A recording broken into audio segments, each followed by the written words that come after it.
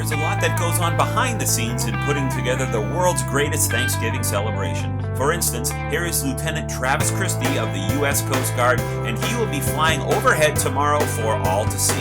This is a sneak peek to the pre-flight checklist routine that all of the pilots must do prior to their flights. This is an H-60 Dingo helicopter. It's a Sikorsky product. It's an incredibly capable aircraft. It can basically weigh over 10 tons and still have as much power as you need to perform the mission safely and successfully. It's got an incredible amount of safety features, very robust, great survivability.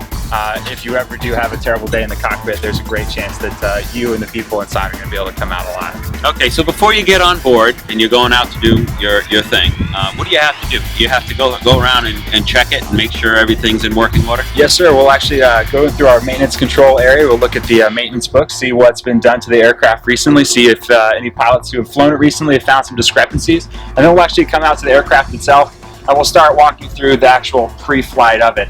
So we'll usually start from far out and work our way in a flow pattern. I usually like to go clockwise around the aircraft. You can look at your tires, struts, you can see if anything's leaking.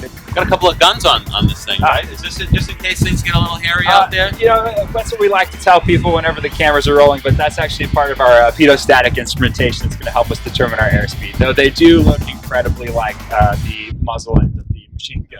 Lieutenant Christie, I want you to look at the camera and tell everybody a happy Thanksgiving and say something nice to your family who's probably missing you Thanksgiving week. Well, everyone have a very wonderful Thanksgiving. Really enjoy the time with your families, and from me to my family and all my loved ones, I wish you all the best, and one day you'll have to come up and visit for our Thanksgiving Day. All right, let's send this whirly bird up. Let's go. Let's do it.